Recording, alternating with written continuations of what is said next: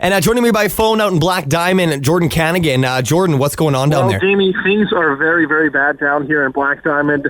Emergency crews are everywhere, and Center Avenue, right near 3rd Street Northwest, is completely taken over by the river. There's a lot of water here, and it's still coming. It's still getting higher, and it's pretty bad down here. This is an Alberta emergency alert. Town of High River has issued a high water level alert. Highwood River has caused serious flooding in High River.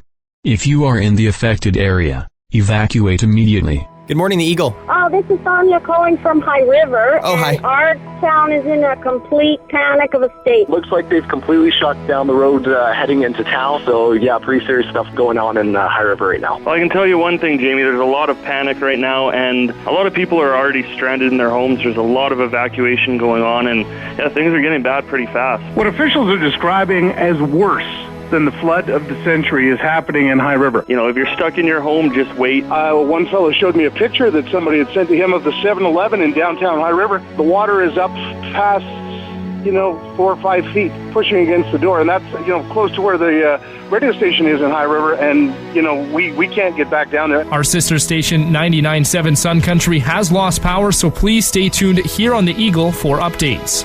Fully half the town is underwater. People are trapped in cars.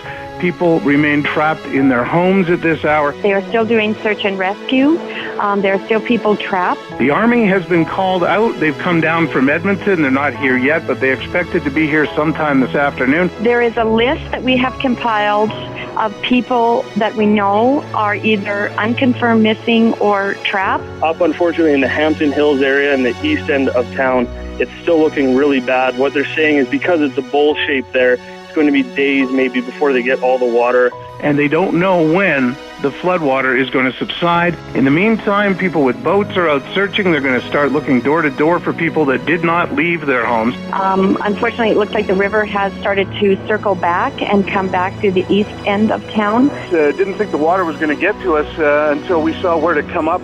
On 20th Street, right in front of Holy Spirit Academy, it was about 3 feet deep and rising fast.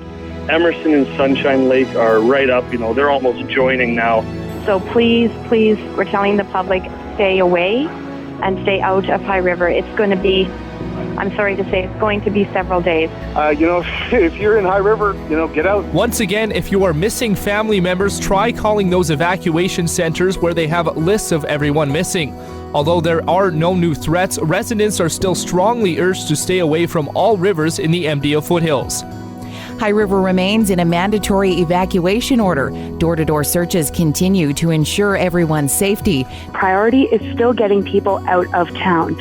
Emil Blockland was here to talk to the media, and he has re-emphasized the point that anybody who is remaining in High River is only hampering the effort. Foothills School Division's communication and technology services have been devastated. Christ the Redeemer Catholic Schools will be closing its schools for the remainder of the year in the community of High River. Foothills School Division will be closing all schools in its system for the remainder of the year. Please be advised that due to the nature of this natural disaster, we remain in a vulnerable position, and decisions related to the resumption of beef production and daily volume will be made on a day-to-day basis. It all started for me Thursday morning. I was at work opening up my salon as usual. Last Thursday morning, I went down to the bank in High River. And she's lost her house, and they're living in their trailer.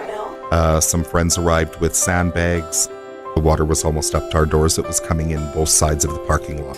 And by the time I got back to the railroad tracks, they wouldn't let me cross.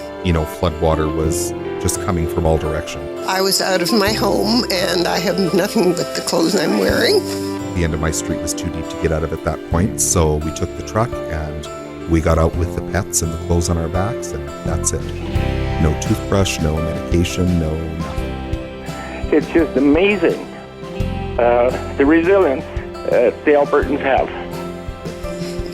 It's been a bit of an ordeal, but people have been wonderful. And we will get through this. I'm sorry, it just brings tears to my eyes that people are this generous. Love to you all today. Push through. Just push through.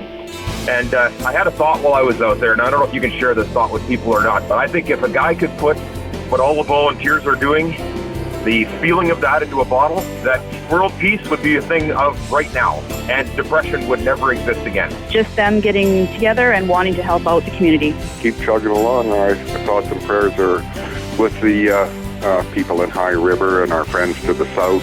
How much did you guys end up collecting at the end of your little lemonade stand you had yesterday? $166. As soon as, and he lives in High River as well, and as soon as the water started rising on Thursday, he jumped into action. He is a paramedic, and he just started saving people, as including my husband and myself, and we saved others along the way, and he has been in there endless hours every single day, and he is still there, and he will be there until we can get back, and he doesn't ask for anything in return. Even chest deep in raging water, of fear there is no hide nor hair. We'll rescue you, we'll get you out, even if it takes a combine to get us there. And we will live through it.